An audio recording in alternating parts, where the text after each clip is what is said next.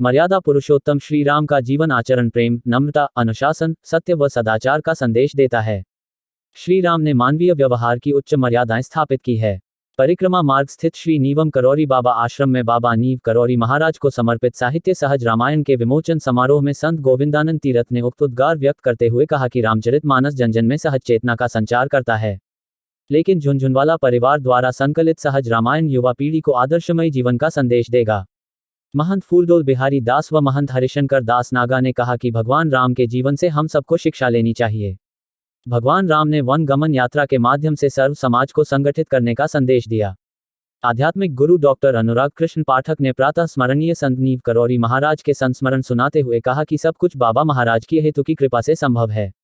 मानस रत्न गोस्वामी तुलसीदास जी ने रामचरितमानस की रचना हनुमान जी महाराज की कृपा से पूर्ण की।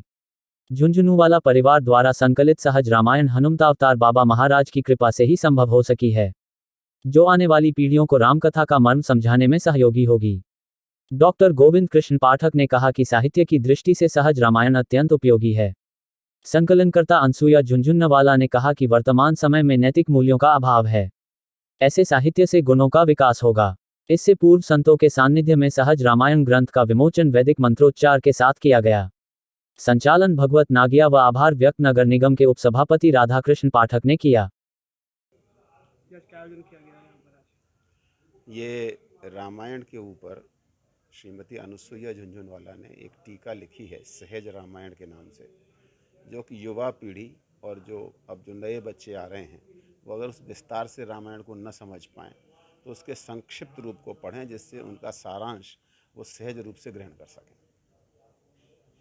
कौन-कौन लोग संत यहाँ उपस्थित रहेंगे? यहाँ पर आज स्वामी आनंद देव टाट बाबा जी महाराज और सिंगापुर हनुमान वाले महाराज जी और रामस्वरूप दास जी महाराज, हरिशंकर जी नागा, फूलडोल बिहारी दास जी महाराज और वृंदावन नगर के बहुत वरिष्ठ जनों में श्री बिहारी लाल जी वशिष्ठ, आचार्य बद्रीश जी, श्याम सुंदर जी गौतम, राजेंद्र द्विवेदी और राम प्रकाश जी गौतम और अन्य वृंदावन के सभी वर्गों से बहुत सारे लोग इस कार्यक्रम में आज सम्मिलित हुए। पुस्तक विमोचन के अलावा अन्य भी कोई कार्यक्रम हुए हैं आश्रम में?